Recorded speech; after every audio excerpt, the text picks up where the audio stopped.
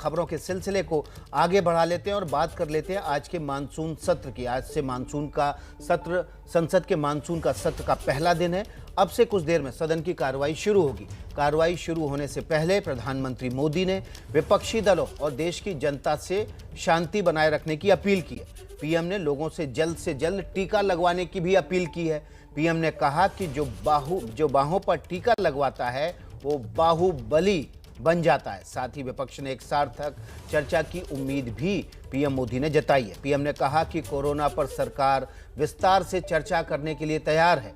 PM ने कहा कि सरकार सदन के अंदर और बाहर दोनों जगह कोरोना पर चर्चा कराने के लिए भी तैयार है। तो प्रधानमंत्री ने अपील की ज़्यादा से ज़्यादा लोग टीका लगवाएं। कोरोना का टीका जो बाहों पर लगवाएगा वो बाहुबली बन जाएगा। सत्र शुरू होने से पहले पीएम मोदी की ये अपील है, ज़्यादा से ज़्यादा लोग कोरोना की वैक्सीन लगवाएं और जल्द से जल्द लगवाएं। बाहु पर टीका लगाने से लोग बाहुबली बनते हैं। सत्र शुरू होने से पहले प्रधानमंत्री नरेंद्र मोदी की विपक्ष से अपील है कि वो कोरोना के पर चर्चा के लिए तैयार हैं। विपक्ष शांति बनाए रखे, चर्चा के लिए सरकार प्रतिबद्ध है।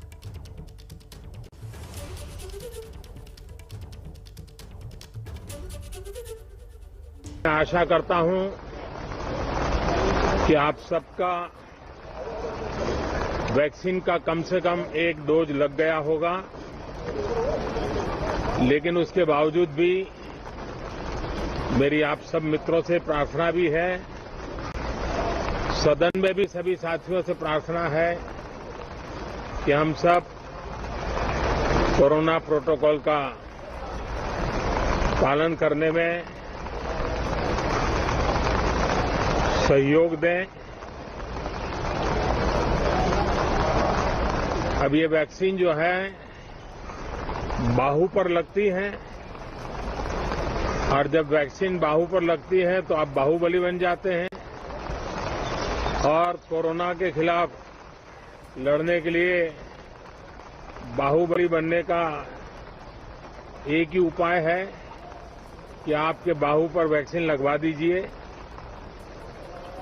अब तक 40 करोड़ से ज्यादा लोग कोरोना के खिलाफ लड़ाई में बाहुबली बन चुके हैं। आगे भी बहुत तेज गति से इस काम को आगे बढ़ाया जा रहा है। आंध्र प्रदेश श्री मद्दिला गुरुमूर्ति। संसद के मानसून सत्र का पहला दिन है। सदन की शुरुआत हो चुकी है।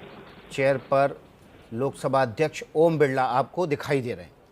माना जा रहा है कि मानसून सत्र का आज पहला दिन है। विपक्ष ने तमाम नोटिस दिए हैं राज्यसभा और लोकसभा में कार्रवाई स्थगित कर कोरोना, महंगाई से लेकर किसानों के मुद्दों पर चर्चा कराने की। दो तस्वीरें, लोकसभा से सीधा प्रसारण और राज्यसभा से सीधा प्रसारण। राज्यसभा में सभापति वेंकैया नायडू आपको दिखाई दे रहे हैं। सर्वसत्ताक अधिकारमुनु अखंडतनु समर्थिंचदनियु नेनु स्वीकरिंचबो कर्तव्यमुनु। लोकसभा में इस वक्त कार्रवाई चल रही है। राज्यसभा ले चलते हैं आपको।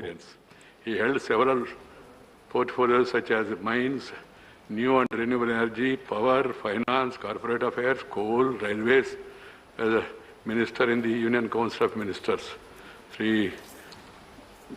To his credit, he has taken a lot of initiatives regarding safety of railways, and also he is also recipient of the 4th annual Carnot Prize in 2018 in recognition of his spearheading path-breaking transforms.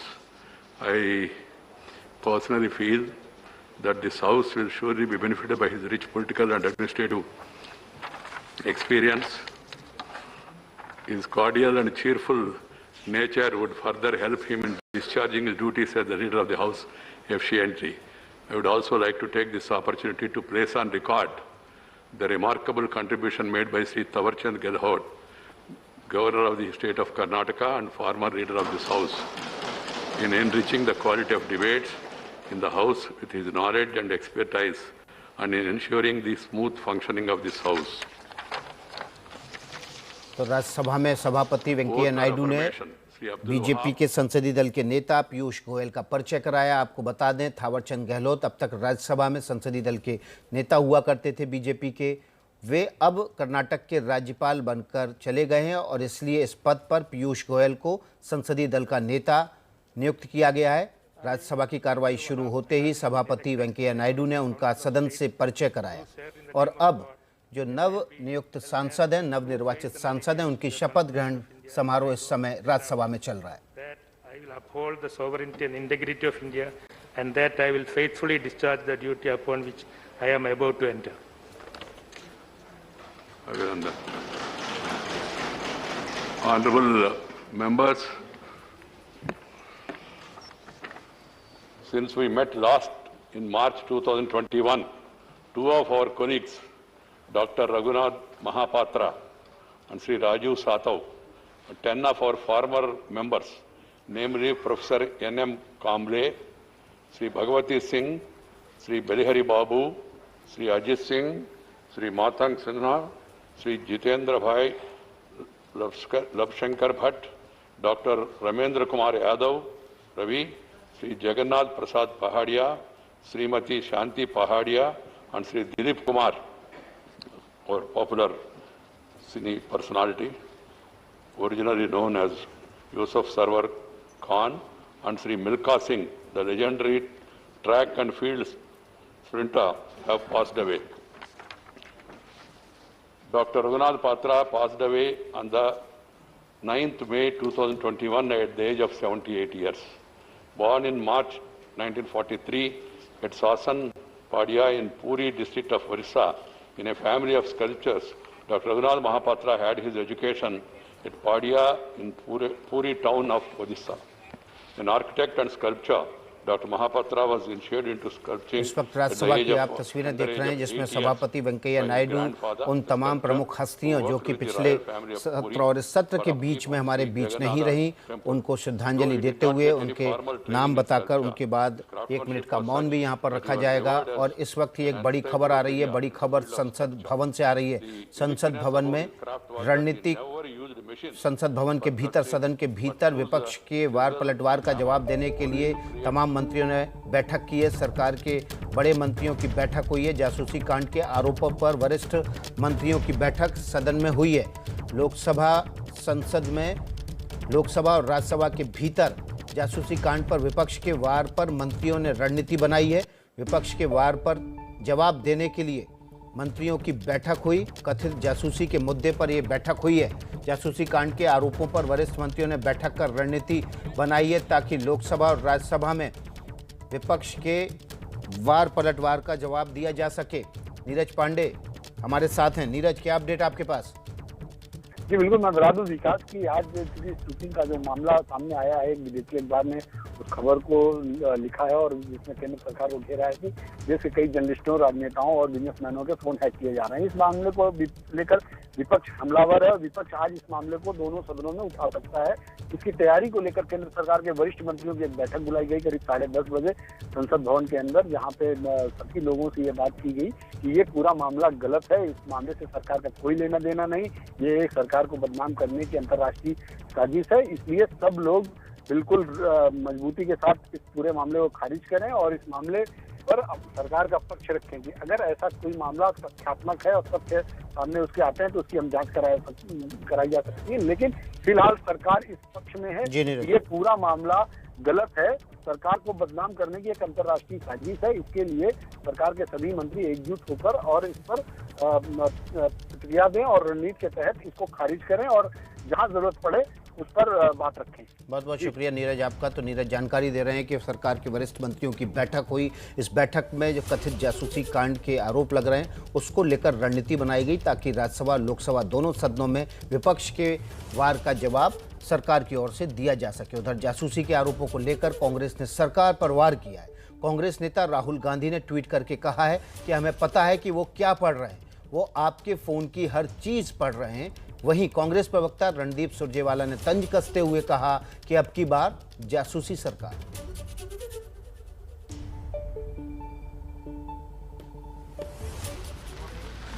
अभी तस्वीरें आप सीधे संसद भवन से देख रहे हैं। संसद भवन इस समय गृह मंत्री अमित शाह पहुंचे हुए हैं। इस सीधी तस्वीरें संसद भवन से देखिए, गिरिराज सिंह भी पहुंचे हुए हैं। इस वक्त सीधी तस्वीरें आपके सामने, संसद की कार्रवाई शुरू हो चुकी है, तमाम मंत्री पहुंच चुके हैं और ये तमाम मंत्री संसद की कार्रवाई में हिस्सा लेने के लिए पहुंच रहे हैं।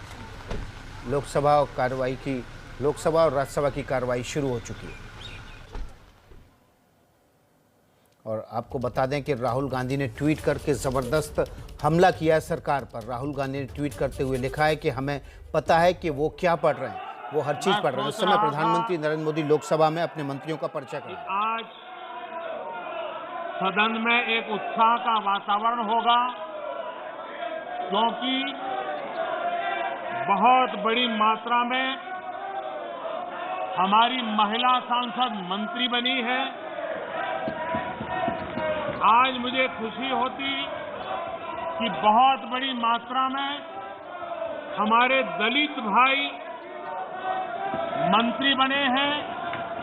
खुशी होती आज हमारे आदिवासी शेड्यूल ट्राइब के सारे साथी बहुत बड़ी मात्रा में मंत्री बने हैं। सबको खुशी होती। माननीय अध्यक्ष जी, इस बार सदन में हमारे साथी सांसद जो किसान परिवार से हैं, ग्रामीण परिवेश के हैं, सामाजिक आर्थिक रूप से पिछड़े वर्ग से हैं, ओबीसी समाज से हैं, बहुत बड़ी मात्रा में उनको मंत्रिपरिषद में मौका मिला। उनका परिचय करने का आनंद होता। हर बेंच पर से बैंक को थपथपा करके उनका गौरव किया गया होता। लेकिन शायद देश के दलित मंत्री बने, देश की महिला मंत्री बने, देश के ओबीसी मंत्री बने, देश के किसानों के बेटे मंत्री बने, ये बात कुछ लोगों को राज नहीं आती है और इसलिए उनका परिचय तक नहीं होने देते हैं। और इसलिए माननीय अध्यक्ष जी, मंत्रिमंडल में नवनियुक्त सदस्यों को लोकसभा में इंट्रोड्यूस समझा जाए। माननीय सदस्यगण, माननीय मंत्री महोदय का प्रधानमंत्री जी परिचय करना चाहते हैं। मैं पुनः आपसे आग्रह करता हूं, सदन की गरिमा और परंपराओं को बनाए रखें। ये उचित नहीं है, आप सदन की परंपरा गरिमा को गिरा रहे हैं। माननीय सदस्य अपने अपने आसन पर विराजे। मैं माननीय प्रधानमंत्री जी से आग्रह करूंगा कि मंत्रियों और राज्य मंत्रियों की सूची सदा पटल पर रख सकते हैं। मैं पटल पर रखता हूं। निधन संबंधी उल्लेख अच्छा हो, आप निधन संबंधी उल्लेख पर भी इसी तरीके से सदन में हल्ला करें। ये अच्छी परंपराएं मत डालिए आप। देखिए, इस वक्त लोकसभा अध्यक्ष विपक्ष के समक्ष नाराजगी व्यक्त कर रहे हैं। इससे पहले प्रधानमंत्री नरेंद्र मोदी ने नाराजगी व्यक्त की जब वे अपने नवनियुक्त मंत्रियों का परिचय करवाना चाहते थे, लेकिन विपक्ष ने बजाय परिचय करवाने देने के वहां पर हंगामा किया। इस पर निशाना साधते हुए प्रधानमंत्री ने कहा कि देश के दलित मंत्री बने, देश की महिला मंत्री बने, देश के पिछड़े मंत्री बने, देश के किसान के बेटे मंत्री बने। ये कुछ बात कुछ लोगों को रास नहीं आ रही है और इसी वजह से उनका परिचय नहीं होने दिया जा रहा है और न्यायपूर्ण देश के लोकतंत्र के लिए उचित नहीं है। माननीय सदस्यगण, निधन इस संबंधी समय विपक्ष सदन में हंगामा कर रहा है। प्रधानमंत्री ने विपक्ष पर निशाना साधा। नए मंत्री ओबीसी, दलित, पिछड़ी जातियों से हैं। ये बात कुछ लोगों को रास नहीं आ रही है। हमारे साथ प्रशांत ज्यादा जानकारी के साथ जुड़ गए हैं। प्रशांत, विपक्ष हंगामा कर रहा है लेकिन प्रधानमंत्री परिचय करवाना चाहते थे नए मंत्रियों का।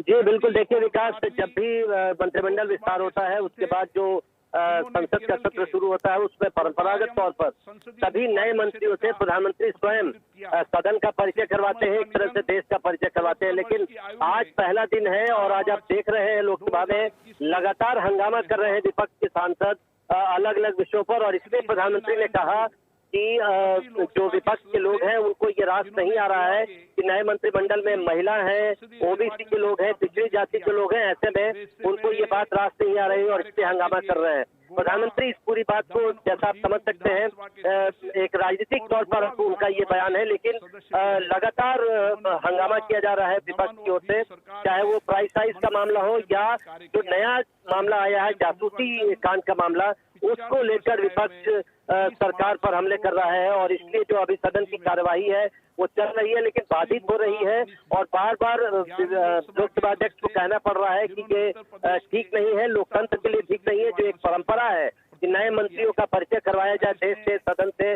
उस परंपरा का पालन होना चाहिए। जी, तो प्रशांत हमें जानकारी दे रहे हैं कि किस तरह से विपक्ष महंगाई से लेकर कथित जासूसी कांड पर हंगामा कर रहा है। इसी दौरान प्रधानमंत्री जब अपने नवनियुक्त मंत्रियों का परिचय कराना चाहते थे तो नहीं होने दिया। इस पर प्रधानमंत्री ने विपक्ष पर निशाना भी साधा। सीधे चलते हैं लोकसभा, सुन लेते हैं लोकसभा अध्यक्ष क्या कह रहे हैं।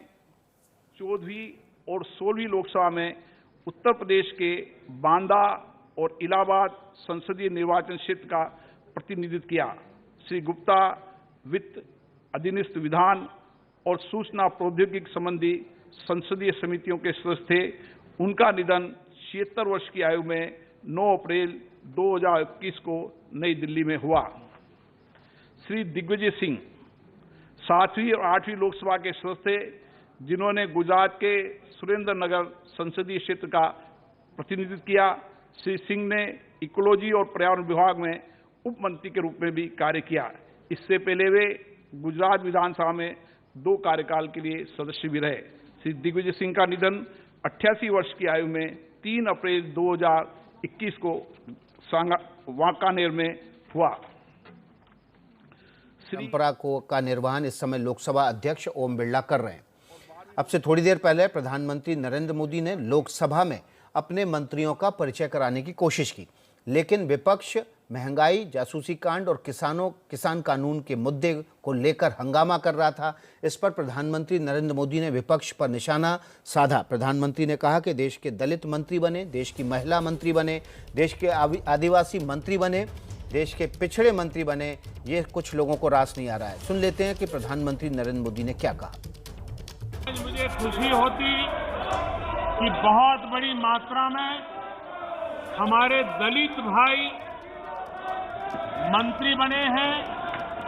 खुशी होती आज हमारे आदिवासी शेड्यूल ट्राइब के सारे साथी बहुत बड़ी मात्रा में मंत्री बने हैं। सबको खुशी होती। माननीय अध्यक्ष जी, इस बार सदन में हमारे साथी सांसद जो किसान परिवार से हैं, ग्रामीण परिवेश के हैं, सामाजिक आर्थिक रूप से पिछड़े वर्ग से हैं, ओबीसी समाज से हैं, बहुत बड़ी मात्रा में उनको मंत्री परिषद में मौका मिला। उनका परिचय करने का आनंद होता। हर बेंच पर से बेंच को थपथपा करके उनका गौरव किया गया होता, लेकिन शायद देश के दलित मंत्री बने, देश की महिला मंत्री बने, देश के ओबीसी मंत्री बने, देश के किसानों के बेटे मंत्री बने, ये बात कुछ लोगों को राज नहीं आती है और इसलिए उनका परिचय तक नहीं होने देते हैं। और इसलिए माननीय अध्यक्ष जी, मंत्रिमंडल में नवनियुक्त सदस्यों को लोकसभा में इंट्रोड्यूस समझा जाए। माननीय सदस्य। तो प्रधानमंत्री नरेंद्र मोदी ने लोकसभा में अपनी बात रखते हुए कहा कि सबसे ज़्यादा पिछड़े दलित आदिवासी इस सरकार में मंत्री बने हैं। इन नए मंत्रियों का परिचय होता, उनके सम्मान में मेजें थपथपाकर उनका गौरव बढ़ाया जाता, लेकिन ये नहीं होने दिया गया, बल्कि हंगामा किया गया। प्रधानमंत्री ने कहा कि देश के गरीब, पिछड़े, दलित, आदिवासी, महिला मंत्री बने, ये कुछ लोगों को रास नहीं आ रहा है और शायद इसलिए ये हंगामा हो रहा है। इस समय आप सीधी तस्वीरें लोकसभा से देख रहे हैं। लोकसभा के मानसून सत्र का पहला दिन है और पहले दिन प्रधानमंत्री नरेंद्र मोदी अपने नवनियुक्त मंत्रियों का परिचय कराना चाहते थे, लेकिन वो नहीं हो सका। विपक्ष लगातार किसानों के, महंगाई के और जासूसी तथा कथित जासूसी कांड पर हंगामा कर रहा है और इस बारे में चर्चा की मांग भी कर रहा है।